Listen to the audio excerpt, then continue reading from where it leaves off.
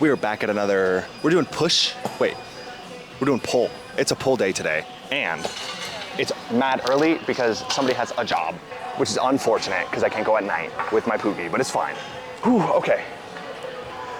Yesterday, I also had work, but that kind of messed with like my food timers, right? So when I got home, instead of doing the intelligent thing and eating, I just took a nap for 3 hours. So that super fucked up my numbers. And then I was at the gym again for 3 hours. So that's 6 hours. So my food's timing was all kinds of fucked. So basically I just had to eat 2 meals at once. So I did a burger and a shake at once, and it was actively fighting back. I'm not even gonna lie.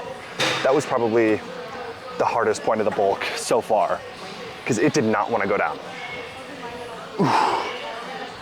That shit was rough. I think it took me like an hour and a half to eat it too.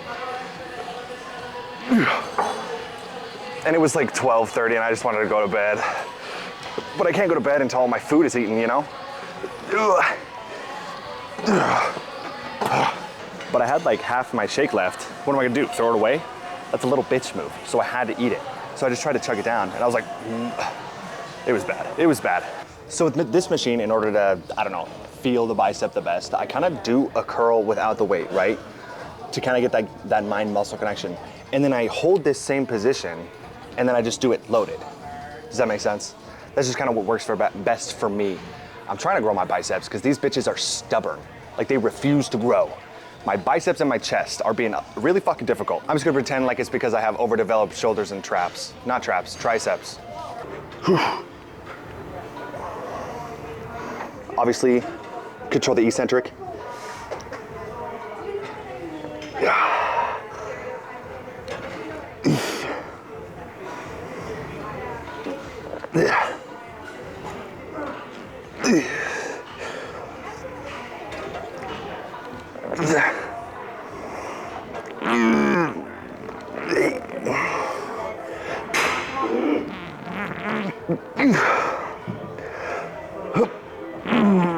Nope. Damn. I've noticed doing that switches that like burn feeling from the crease of my arm into the actual bicep itself. So, improvement. Lower lat activation is kind of a bitch. It's kind of a pain in the ass to like connect with me specifically. I don't know if it's like that for everybody. I assume it is, because a lot of people have issues connecting with their back. But I've noticed you kind of just like lean forward, right?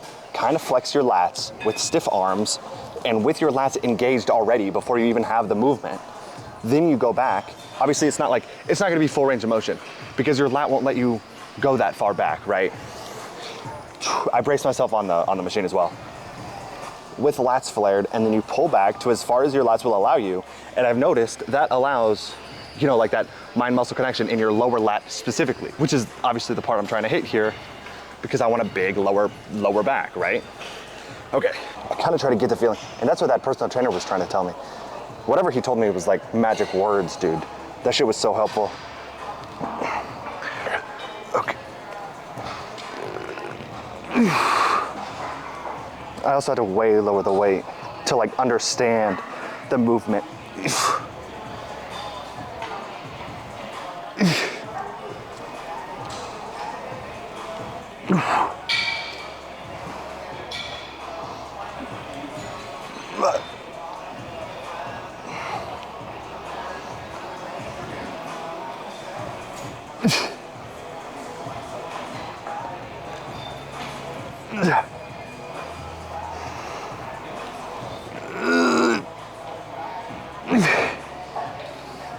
Come on.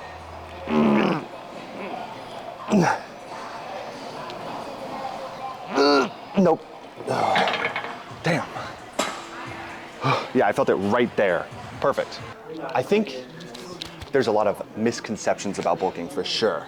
I think a lot of people get too hung up on the weight, including myself. I used to like think it's not worth it unless you're gaining 2 pounds a week, which is the stupidest shit ever, because nobody on the planet is, unless they're extremely juiced, is gaining 2 pounds of muscle a week. Am I right?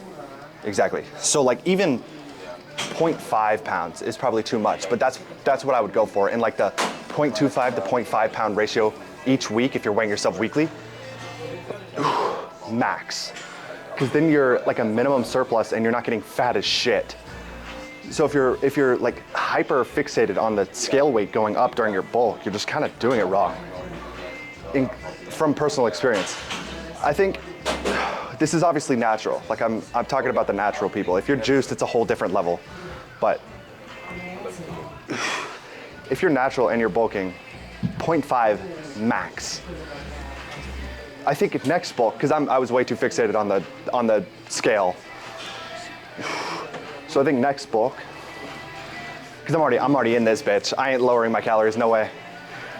But I think I'm gonna do like a baseline of 3,000, weigh myself and see like how it looks. And if I go down, I'll up it by like 200. You know what I mean? And if I go up too much, I'll lower it by like 200, because there's no point in gaining 2 pounds a week. For longevity purposes, if you want a solid 6-month bulk,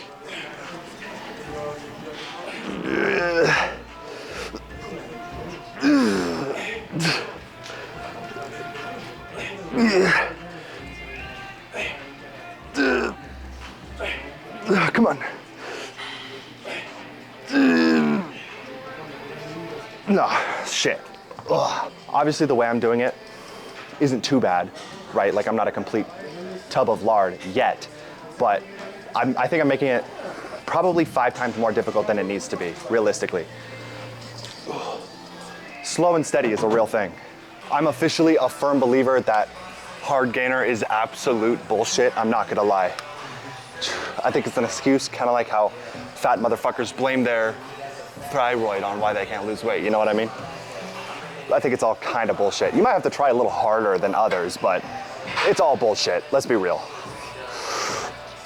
I have a friend who could have been like, yeah, you know, my genetics don't allow me to lose weight. Instead, that fat motherfucker decided to lose 100 pounds in a year. You know what I'm saying? And my dumbass is like, used to be like, yeah, I'm just a hard gainer, you know, it's like impossible for me to gain weight. I just fucking ate more and stayed consistent, and wow, guess what? I gained weight.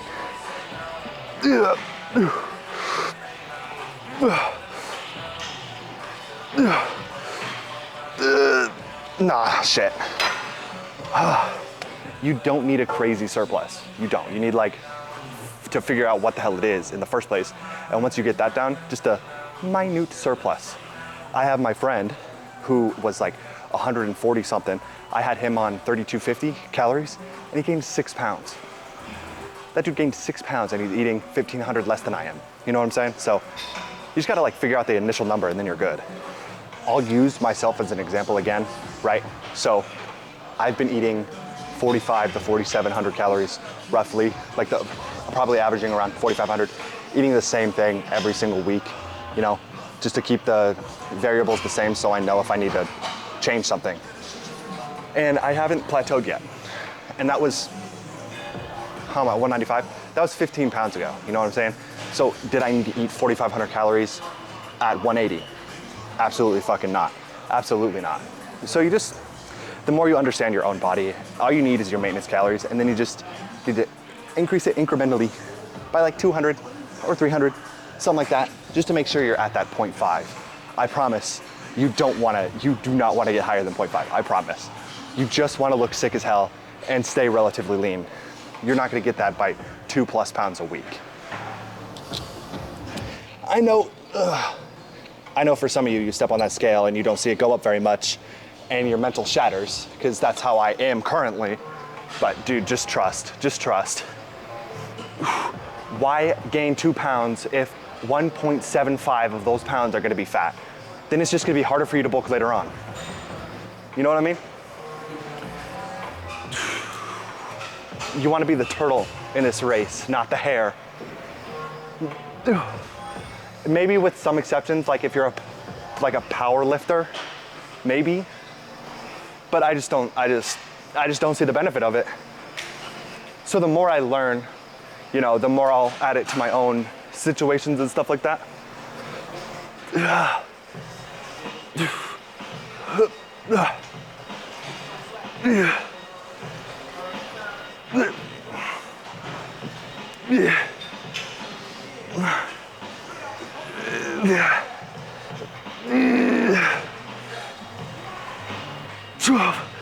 No.